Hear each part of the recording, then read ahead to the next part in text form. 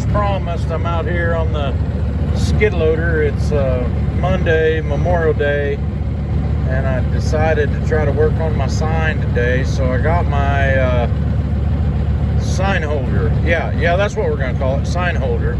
I got my sign holder moved over here, and it's along the side of the driveway. Most people don't know my house is here, so I can't put the thing out right by the road because somebody will steal it. And so, and if I put it right here, anybody that comes in is going to be able to catch a glimpse of my sign and my cool sign holder. And I just kind of hope I have one that, you know, like nobody else might have. And so I'm going to go get the sign and get started working and putting it on there. Still got some more thistles to pull today that I've located. I'm going to try to get this sign put on there and my thistles pulled before it gets too hot to work. I also thought I ought to get a picture of this in my video today. I made these for Miss Christine Gillum because she needs 941 raised bed gardens, and I'm helping Johnny get a start here because I understand she doesn't have one yet. So this will be happy birthday, Christine. This one here, the whiter looking one, is made out of post oak wood. Post oaks are really hard wood, and we use it a lot for trailer flooring. It lasts a long time, so I thought it might work fine for this. And we had a bunch of that lumber sitting around here. Most of it's post oak wood. There's one board right here and right there on the other end that was red oak. So, but these will contain some dirt, keep it humped up, and they're 18 inches tall, so she'll be able to sit on the edge of it, reach over and do her gardening, which is what a lot of people get to figuring out they need. Is that gardening is a whole bunch of bending over if you do it on the ground. Anyway, there's a couple of raised bed garden boxes. One out of post oak and one out of eastern red cedar. Hopefully Johnny come get them in a few days, but I figured that I might let him have the video if we get any video took of that day. So I'll make him a nice video to put on. On to the next. Well, this is what my place looks like from the road. So you can see some of the sign. You'd have to get in here to be able to read it. Yeah, my windshield's incredibly dusty. Don't pay no attention to that.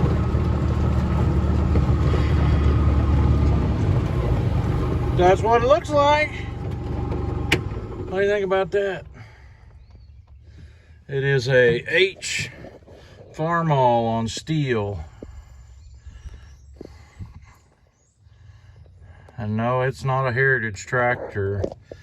I bought the tractor from a gentleman down the road. Actually, I bought several tractors from him while he was trying to clear out his dad's estate. The first time he ran an ad on them, and I answered his ad, and his tractors were all broken. And I used to not mind that as much, and they were only 5 miles from the house. Is over here by what's called the Newman Cemetery.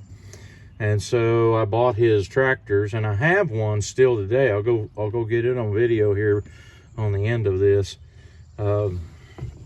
He had a Alice Chalmers D17 that was a diesel, and it had one brand new tire and rim on the back of it, but the motor on it was stuck. And he had a 1494 Case International, which is a David Brown tractor, but it was a pretty new one to be a Case International, and it's like 85 horsepower. And I thought the motor on it was stuck, and it had a front end loader on it. And he and I agreed on a price, and I helped him get his dad's final expenses taken care of. And he had another tractor there he told me he was interested in selling. I told him that because I knew what the matter with it was, it needed a clutch and it would have to be split in the middle, that I wouldn't be able to buy it and do the work on it and make much money. And that all happened right after I'd cut my thumb off. And so I didn't know how mechanicking was going to be for me after that. And I've got to where I can kind of do some of it, but a lot of it's really difficult. My hands hurt bad after I work on stuff like that. And we have done a couple of them. I done a Heston tractor here a while back that I had bought and sold. I've still got a front end loader from it, but I sold the front end loader off of that tractor because I had a guy that wanted one. And then the other tractor, I sold it whole, but I pulled the back tires and wheels off from it thinking that they would fit on something else I had. And I wound up selling that tractor for what I had give for it. No, $200 more than what I give for it. And then I had the back tires and wheels, and I got like $300 or $400 more. And then the Case International, I actually sold the loader for what I give him for the tractor. And so it was pretty near free. By the time I took the money I'd made and put into the Case International tractor, well, I had it running. And my daddy painted it. He painted it with a brush, but he was looking at it, and he's kind of like me. He's lost track of time, and he said, boy, that's a pretty new tractor. And I'm like, no, not really, Dad. It's from the mid-'80s, right after Case bought International. And he said, but it's a little bit rough, but I want to help you with it. And so the front bottom half of the grill was missing. And on the other side, the black stripe here and this red piece was missing. And I could not find a parts tractor at that time. I've located a couple since then, but he made those pieces and put on it. And then he painted it, cleaned the hood all up, and he painted all the red on it. He didn't paint any of the black. The black was still in pretty decent shape. And I put new wheels on the front, but the only thing I really had to do to get it to run was put a starter on it. I just could not turn the motor. But the tires were all flat and junk on it. This one here was on it, and we've been able to fix it up and use it. But you can see this here, and it had some very serious cracks on it where it had set flat. You used to be able to see where the whole bottom of the thing flat was. So, but I haven't done anything to the motor besides change filters and oils and that type of stuff on this one. But I don't want to get around here and make sure it's out of gear. And it's not. Now it is.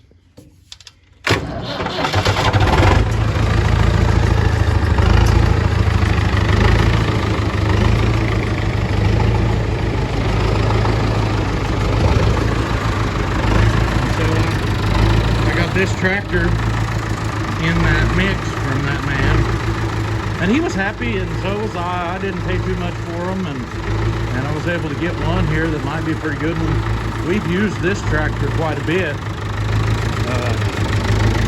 pulling the drill, raking. The only thing I found out about it is the PTO clutch don't work.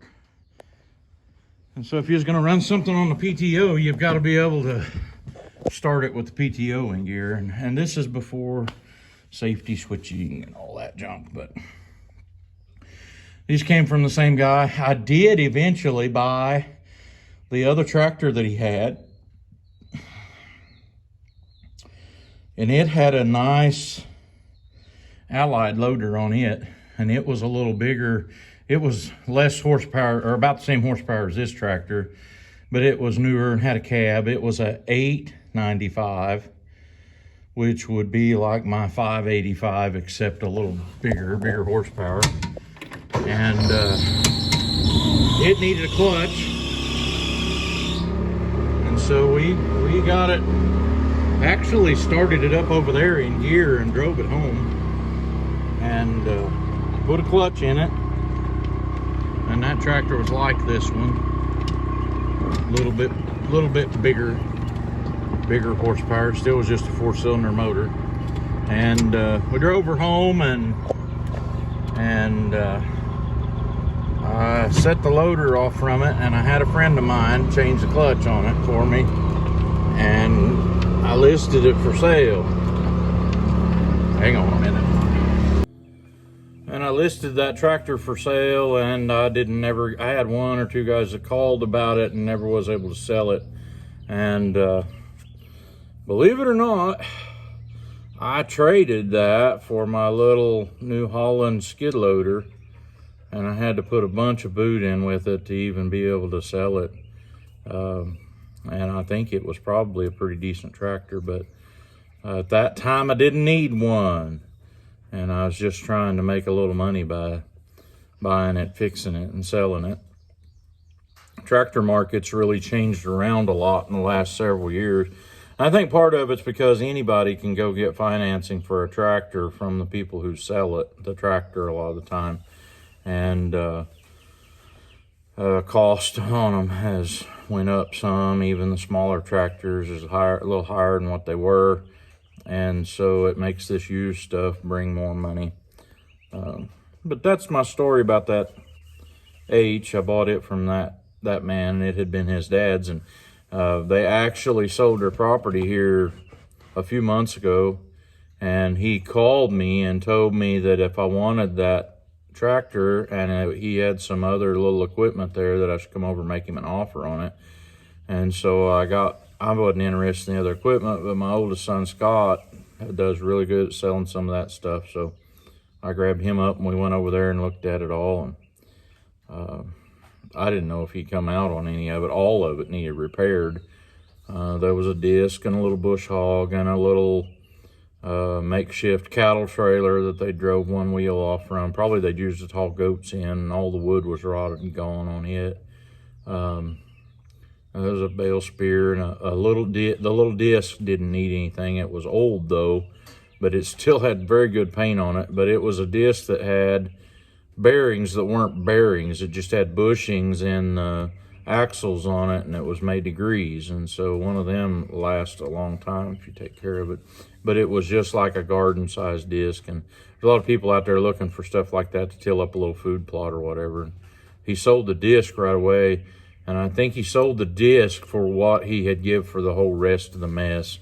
And he even was able to sell the bigger disc that was with it that needed a lot of help to a guy, and delivered it like to Liberal, Missouri, on his way to pick up the forklift he's using now. So, but anyway, we were happy and he was happy to get rid of that stuff. And now I'm going to I have made his dad's old steel-wheeled H Farmall a sign, and so I'm actually kind of proud of the sign. I don't got no reason to. It's stuff beyond my control. The reason that that the family has been maintained and kept this part of this farm so long, and I didn't know all the history about it until I went and got the deeds, and then you can read on the deeds the history.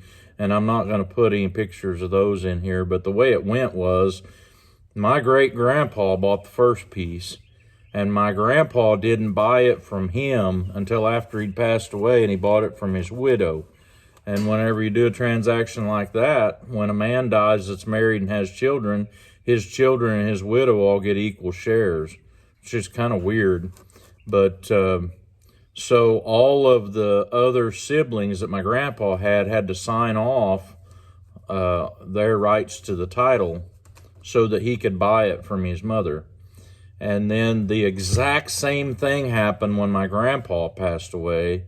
My dad bought this ground from his mom, and all of his siblings and their spouses had to sign off their rights to any of this so that Dad could buy it from my grandma.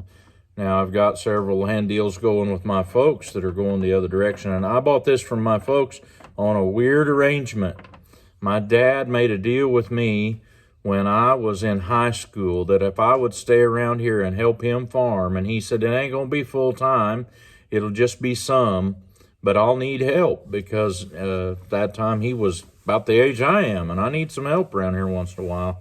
And he had just started growing chickens.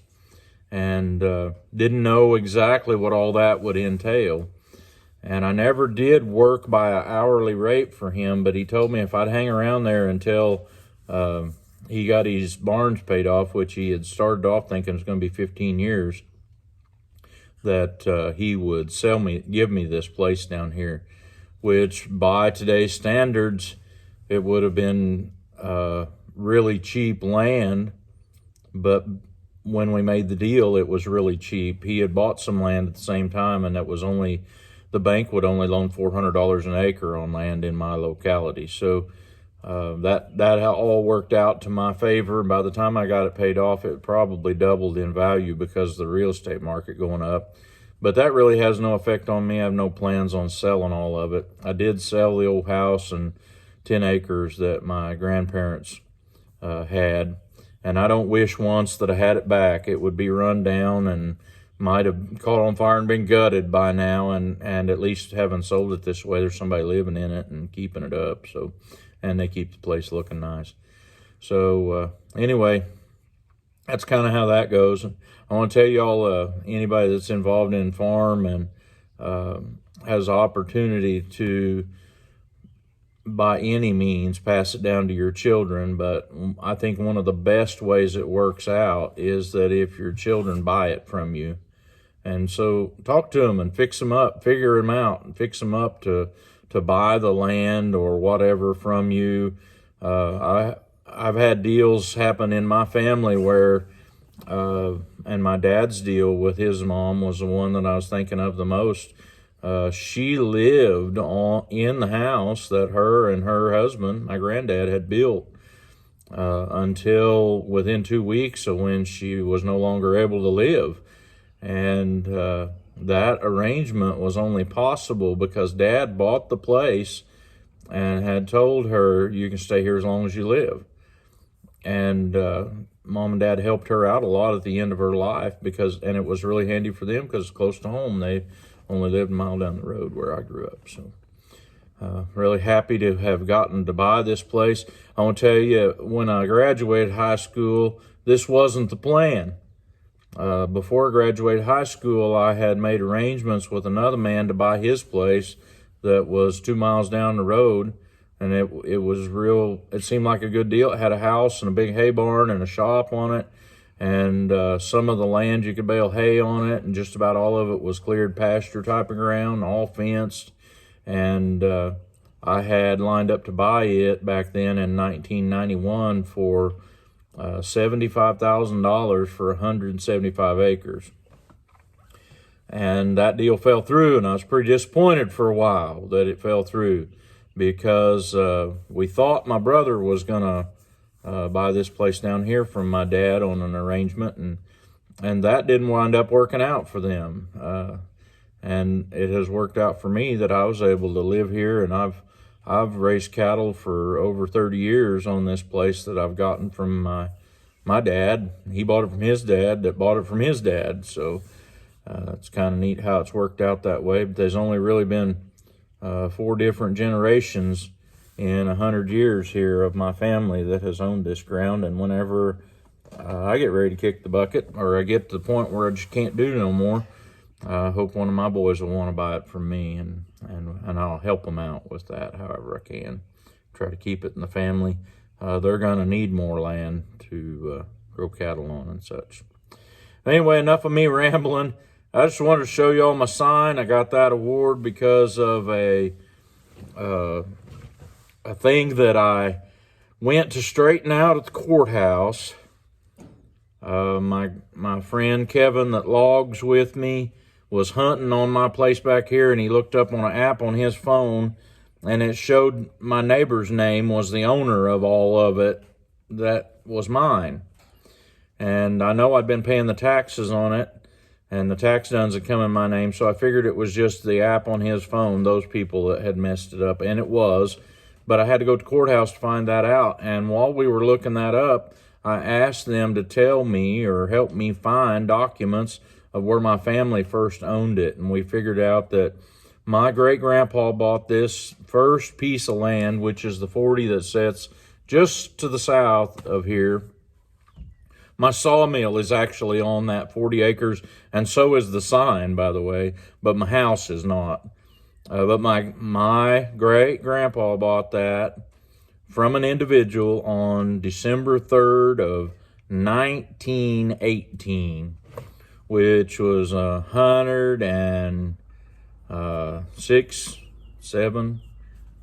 6 years ago.